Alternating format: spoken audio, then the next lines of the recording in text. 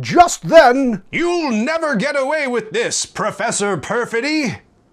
Hi, it's Ryan from Knights Around the Table. Here's how to play Bagged and Boarded. You and your friends play kids, collecting comic books to read, to preserve, and to display. You'll scour the bargain bin for good finds and travel to the Comic Con to snap up issues hot off the presses, getting them signed and certified, doing chores to earn extra money, and bagging and boarding your best issues when you get home each night, potentially earning superpowers for putting your prized possessions on display. At the end of the game, whichever kid has the most valuable collection wins, because it ain't a real hobby until capitalism sucks out its soul. Suddenly, Comic anatomy. Each card in the game represents a different issue of a comic book. There are 6 different publishers who each own the rights to 4 different heroes, like Catamaran Man, who's ready to ship justice, and Gorgonzilla, the kaiju that pairs nicely with Pinot Noir. Each issue is numbered, so you can think of the heroes like the suits in a regular deck of playing cards. All Heroes comics have issues 1 to 5, and issues 6 to 8 feature 2 different heroes in a crossover. Those issues can count as either suit.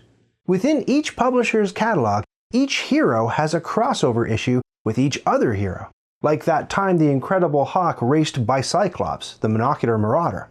But heroes never cross over between publishers, so you'll never find the pacifier from Monster Comics squaring off against Garfunkel, the dissociated orange cat who loves minestrone, because he belongs to the In-Action Comic Company.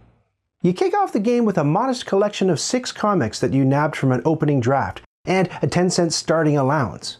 As usual, if you want to see all the setup steps, skip to the end of the video. There are 3 very important icons in the game. The yellow loose icon, which represents comics that are just kicking around on your bedroom floor, which go face down on the left side of your player board. This blue icon represents comics that are bagged and boarded, so you've stiffened them up with a cardboard backing and slid them into a sealed bag to preserve them. Though, who would ever do something so unbearably fastidious? Your bagged comics go face down at the right side of your board. And this green icon denotes comics that you've displayed face up here at the top of your player board. This is a set collection game, and this is the area where you show off your sets. As you and the other players display your comics, you'll increase the resale value of the different heroes they depict. The first time a player prizes a hero enough to display their comics, this marker moves right. When it reaches this stop marker, which starts at a different position depending on player count, the game is over. You play one final round and then count up your money and the value of your collection to see who's won. Meanwhile, claiming actions. The 2 common boards represent the different places you can go to earn money and tailor your collection. Home in the morning, home at night, the comic store, and the comic convention. You have a handful of 12 time cubes representing each hour in the day. In the first phase, you'll place your time cubes in different locations across the 2 boards. And once everyone has finished placing their cubes, you'll resolve each area in numerical order. Each player takes a turn according to the turn order track. You don't go clockwise around the table. On your turn, you can either claim an action with your time cubes, sweeten an action you've already claimed, or do both. To claim a spot, you pick an area on either of the 2 boards, it doesn't have to be in numerical order, where you see empty square spaces within a speech bubble. The game calls this an action group. These squares are often in different rows. The topmost rows are the best spots, and they get progressively less good as you go down, because those lower rows generally cost more cubes and let you do less stuff. So pick any row, and let's face it, it'll probably be the topmost empty one, and fill it up with your cubes. You can't fill a row that has someone else in it. You also can't fill only part of a row. You have to fill the whole thing. If you already have cubes in an action group speech bubble, you can't claim any other rows there. But you could, for example, claim an action in the reserve bagged section if you already claimed a row there on a previous turn, because each of these rows is in its own separate action group. Alternatively, or additionally, you can spend your cubes boosting an action you've already claimed. Pick an action group where you've already claimed an action, either on this turn or on a previous turn, and pay cubes to sweeten that action so you can do more stuff. Some of these boost areas only cost 1 cube, but some require you to commit 2 cubes at a time. You can't boost an action that you haven't yet claimed. The only exception here is the chores space, which doesn't have an associated action. You can just feed it as many cubes as you want. Multiple players can boost the same action.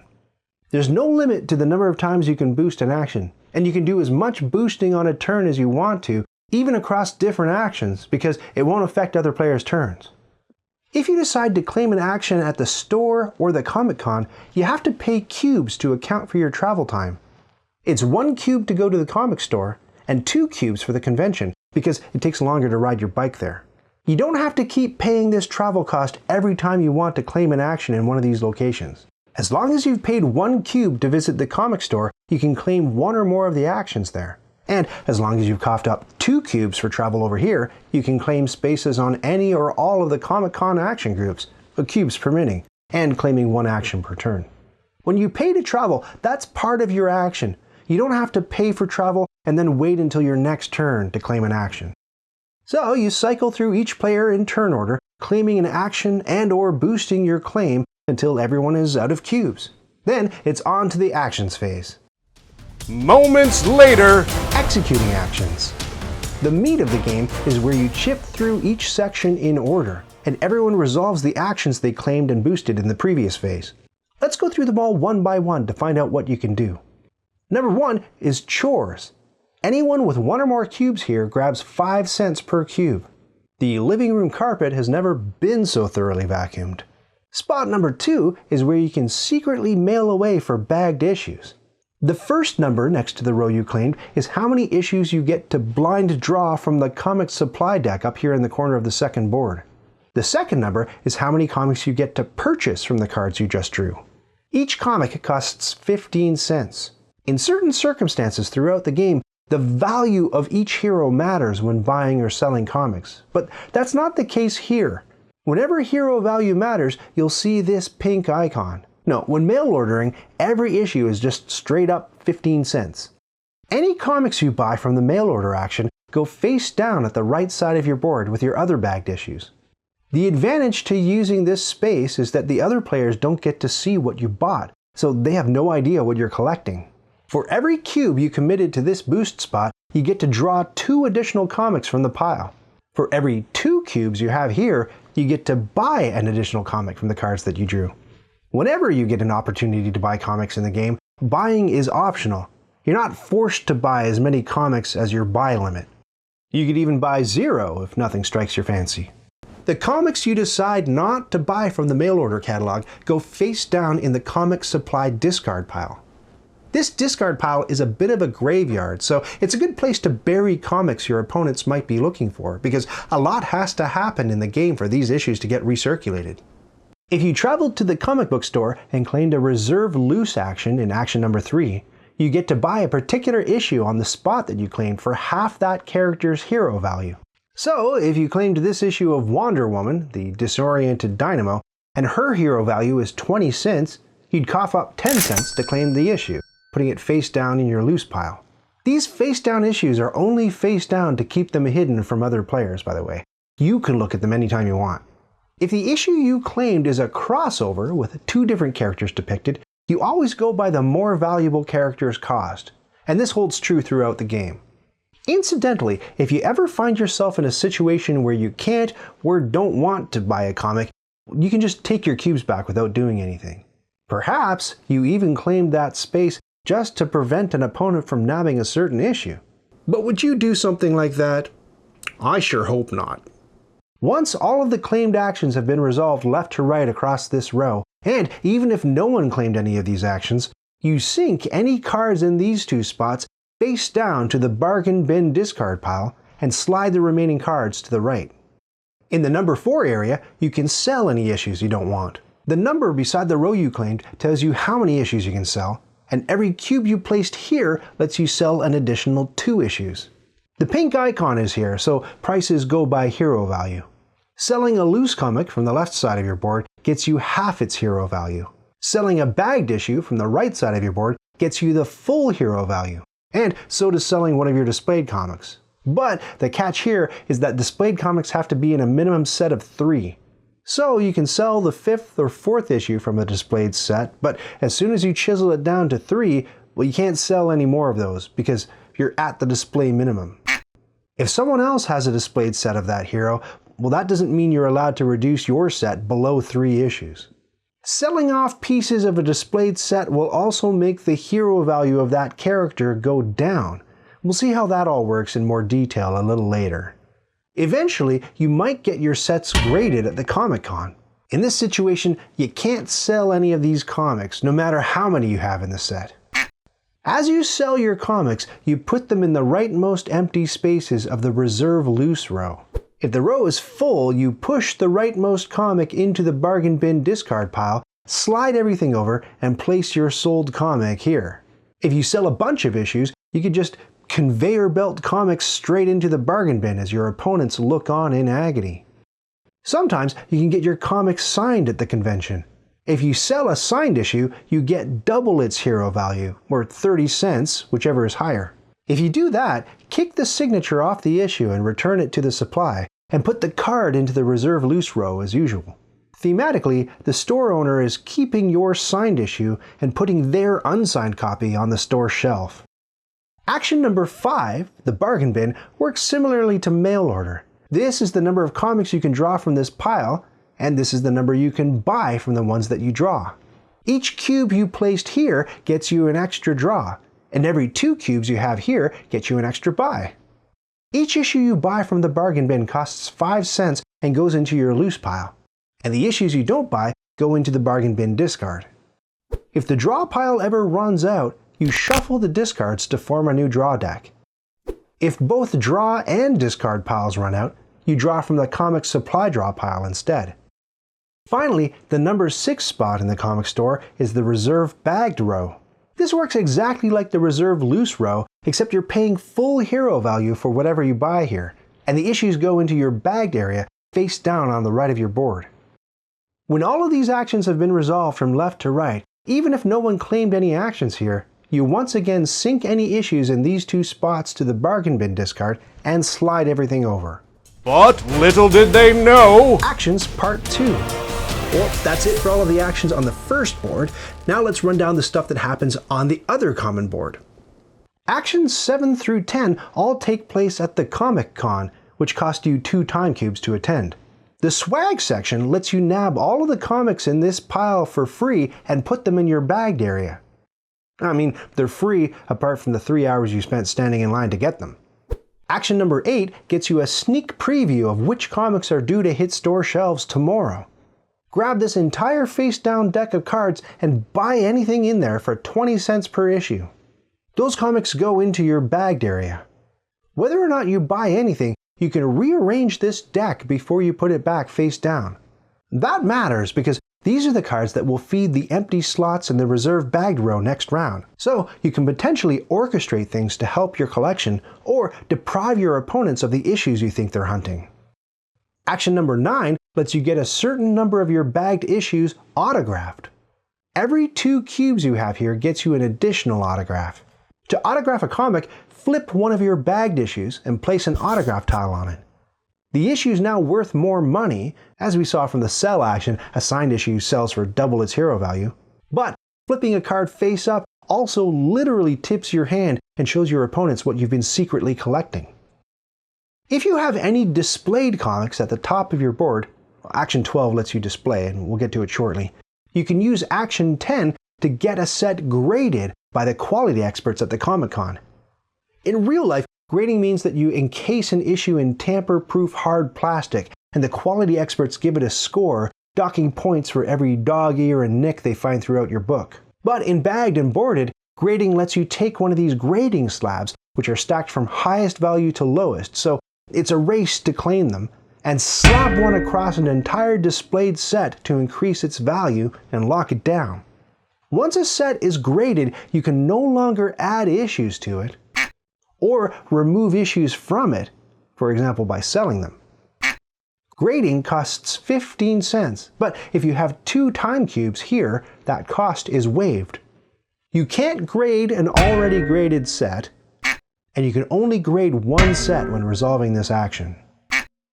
If you returned home to claim action 11, you can sit on your bedroom floor and bag up your prized finds. Move up to this many of your loose comics to the bagged side of your player board. Every cube you have here lets you bag another Lucy. There's an 8-issue limit to the number of bagged comics you can have. If you ever acquire more than 8 bagged comics, say by purchasing them at spots like the Reserve Bagged Row, Swag Action, Sneak Preview, and so on, you're allowed to exceed that 8-issue limit initially, but then you have to immediately whittle it down to 8 bagged comics total by moving comics to your loose area until you're down to 8 or fewer bagged comics. If you decide to unbag an autographed comic, well, you lose the autograph. You're allowed to unbag your comics whenever you want, not just when you exceed the bagged limit. There's no limit to the number of loose issues you can have. Action 12 is where you get to move your bagged comics up to the display area at the top of your board to show them off. This number is how many comics you can display depending on which row you claimed, and each cube you've got here adds another display point to that total. Issues can only be displayed in sets of 3 or more, so if you had only one display point, well, you couldn't just display this bagged issue of Dr. Weird, the Physician of Freakiness, on its own. If this is your first time displaying him, you need at least 3 display points to put 3 Dr. Weird issues above your board. But if you already had a display of 3 or more issues of Hover Girl, the crime fighter who defies both villains and gravity, you could spend a single display point adding another bagged issue to her displayed set. Crossovers count, so this issue with Dr. Weird and Diversion Man, who puts the action in distraction, could be added to either of these sets, but you can't use it as like a linking card to make one gigantic mega set. One particular hero has to be present in all issues in a set. That's why this set of Haberdash and Bicyclops, Gumslinger and Bicyclops, and Gumslinger and Haberdash isn't a valid set. The same hero needs to appear across all the issues. As we saw earlier, if a set is graded, it's locked up tight, and you can't add any more issues to it. And you can't start a new set of that hero over here. By grading a set, you're essentially saying you're done with displaying that hero for the rest of the game. Grading a set doesn't stop your opponents from displaying that hero, though. You can spend this action putting together or adding issues to multiple different sets if you have enough display points. So you can display a new set of Ratman, half rat, half man, all vengeance, and add an issue of the Pacifier, the baby enforcer with a stinky duty, in the same action, if you have 4 display points to spend. Displaying sets of comics nets you extra money, but this is endgame money. You don't collect it right now. Whenever a hero is displayed, you count up all of the displayed issues for that hero above all players' boards, and then move the token for that hero to the appropriate hero value space. So, if there are 7 displayed issues of Guacamole, the marsupial who can turn brown in a single day, even if you have 3 of them and your opponent's displaying the other 4, Guacamole's marker gets bumped up here to space 7. If this is the first time this hero's comics have ever been displayed by you or any other player, you move this unique hero's marker to the right. So, if this is the first time anyone has displayed Dr. Weird, the WTF-MD, then you move the unique hero marker. But if you've already displayed the Flush, who plumbs the depths of the criminal underworld, and someone else creates a new display of her comics, the marker doesn't move, because it already moved the first time her comics got displayed. If the unique heroes marker ever meets this marker, well, that triggers game end. You finish out the current day and then play one more full day before tallying up the final scores. When you display a hero and move the marker, because this is that hero's first outing on anyone's display shelf, you also get to claim a superpower. Choose one of these cards from the face-up display. You can either keep it or sell the card immediately for whatever value that hero is currently at. So if you created a 4-card set of the Troll, who makes the internet a better place one actually at a time, and this is the first time the Troll is being displayed, you set the Troll's token to 4 and move the unique hero marker up.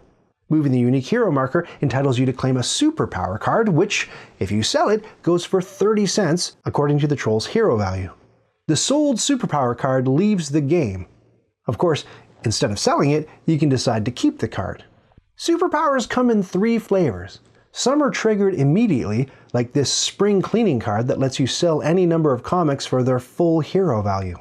Some cards are a one-time use that you cash in during your turn, like this celebrity sighting card that lets you get autographs on 2 of your comics, bagged or loose. And some superpowers are ongoing and take effect throughout the game, like Electric Scooter, which discounts your travel costs to the store by 1 cube. Once the unique heroes tokens meet, nobody can claim any more superpowers for displaying their comics because, well, they're all gone. But you can still display your comics past that point. The final action space is number 13, Early Bedtime. This is how you jockey for position on the turn order track. You resolve each row from the top down. This player gets to move their token to the top of the turn order track, and then this player moves to the top, and then this player. So the player who spends the most time sleeping winds up at the top of the turn order track for the next day. This is one spot where it may be worth it to you to skip the topmost rows and gun straight for this one. Whoever claims this row is guaranteed to go first the following day. So maybe you arranged the sneak preview deck and you know that an issue you desperately need is due to hit store shelves tomorrow, so you gotta get the jump on it. The actions all get resolved in order, but the rulebook says that to keep the game flowing without a lot of downtime, everyone's free to just resolve their actions without waiting for the other players. Except in moments where timing matters. For example, don't start flipping cards and assigning autographs until the sneak preview player has finished rearranging that deck, because the cards you turn over to autograph may affect that player's decision. Likewise, when you're resolving actions like mail order or bargain bin, let all involved players draw their cards first, and then they can spend time figuring out which cards to buy so that you don't have to go player by player waiting for everyone to finish shopping. The next day, Bedtime Cleanup. Once you have resolved all 13 actions, you do a bit of bedtime cleanup. Everyone takes their time cubes back from the main boards. Fill up the reserve loose row from right to left using cards from the bargain bin draw deck. Then fill up the reserve bagged row from right to left with cards drawn from the sneak preview deck. If sneak preview runs dry, keep filling the row from the comic supply draw deck. Grab a card from the comic supply draw deck and put it face down in the swag section. This stack will just accumulate comics until a player claims this action to take them all. Then refill the sneak preview deck so that it has 5 cards. Take the cards from the comic supply draw pile and put them beneath the existing stack so that the order of those remaining cards is maintained. Once again, if your bargain bin or comic supply draw decks run out, shuffle the discards to form a new draw deck. It's unlikely to happen, but if the draw and discard piles in the comic supply ever run out entirely, the game ends immediately and you move on to final scoring. Once all of these bedtime cleanup steps are complete, you move on to the next day, starting with the player at the top of the player order stack, claiming your actions with your time cubes. Final scoring. When these 2 markers meet and you've played through one more final day, or in the rare case that the comic supply piles run out, it's time to see which kid made the most bank. First, count up your leftover cash. Then, count up the value of your displayed sets. A set of 3 is worth $1. 4 is worth $1.50, 5 gets you $2.50, 6 gets you 4, 7 gets you 6, and a full complement of all 8 issues, which includes all of a hero's crossovers, nets you an absolutely mind-boggling $8.50. Each autographed issue in a displayed set gets you another 20 cents. And all of the grading slabs you acquired have different bonus dollar amounts on them. The hero values don't enter into it when you're counting up your display comics money. Not so on the bagged side of your board. Each autographed bagged comic gets you 1.5 times its hero value, and each regular bagged issue gets you half its hero value. The loose issues that you've stepped on or that were destroyed by tragic spills of Count Chocula are worth nothing. At setup, you dealt out 3 endgame scoring cards. Evaluate your collection against each of these to earn even more money. So, for example, fan club gets you an extra $1.20 if you have the most autographed issues from New World Comics. Runner-up gets 60 cents. These endgame scoring cards don't combo off one another. Evaluate each card individually. A few of the orange endgame scoring cards have the bagged comics symbol on them. Be sure to evaluate these before tallying up everyone's bagged comics scores. Whoever winds up the richest kid wins. As in life, so in board games. Setup. To set up the game, lay out both common boards. One side is for 2 to 3 player games, and the other is for 4 to 6 player games. Cover up any of these spaces that have a number higher than your player count with a nope tag to block them off. Grab all of the grading slabs that match your player count and then stack them so the highest value slabs are on top. Place the unique heroes token here and the stop token on the space matching your player count. So 4 players, 5 players, 6 players. Randomly deal out a display of 5, 7, 9, 11, or 12 superpowers cards for a 2, 3, 4, 5, or 6 player game. You'll use a different number of publishers depending on your player count, and you can shake up the publisher tokens to randomize which ones to use. At 2 players, you'll use 3 publishers. It's 4 publishers in a 3-player game, 5 publishers in a 4-player game, or all 6 publishers in a 5 or 6-player game. Look for the publisher's logo at the top right of each card, and make sure your deck contains only the cards from the publishers you chose to include. Then, shuffle up that deck real good. The unused publisher's comics go back in the box. Round up the publisher and hero tokens for the cards you're using. All of the hero tokens go on the 10-cent space of the hero values track. Shuffle the 3 different endgame scoring decks and deal out 1 card from each deck. If any of those cards require a publisher token, shake up the ones you've got and then randomly place them. The unused publisher tokens can go back in the box. The rulebook recommends using these 2 endgame scoring cards alone for your first game. Next, deal 1 face-down comic to the swag pile and 5 face-down comics to the sneak preview action. Fill the reserve loose and reserve bagged slots, but in a 2-player game, skip the leftmost slot of the reserve loose row. Deal out 7 cards to the bargain bin draw pile for a 2-player game, or 10 cards total for higher player counts. The rest of the comics go face down in the comic supply to form the draw pile. Put the autographs and coins somewhere. Everyone fights tooth and nail for their favorite color and then takes their player board, 12 time cubes, and their player marker. The player who most recently read a comic book gets to determine initial player order, or you can just shake up the tokens and determine it randomly. Everyone gets 10 cents starting allowance. To smooth over the starting player advantage, players have to give up a certain number of time cubes for the initial round according to player count and turn order. In a 2-player game, the starting player has to forfeit 1 time cube.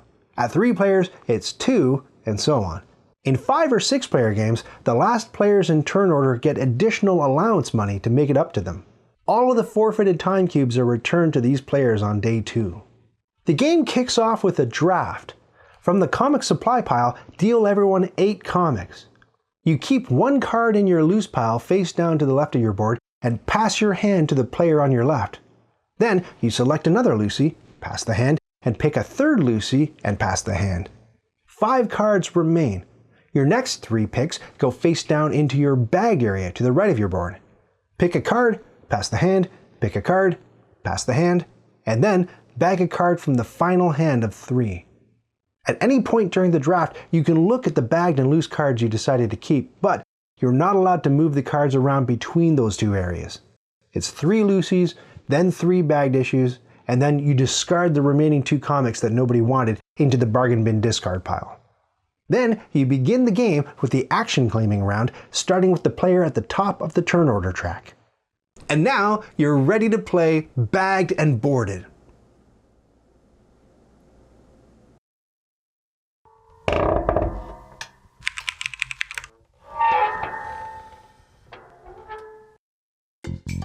Did you just watch that whole thing?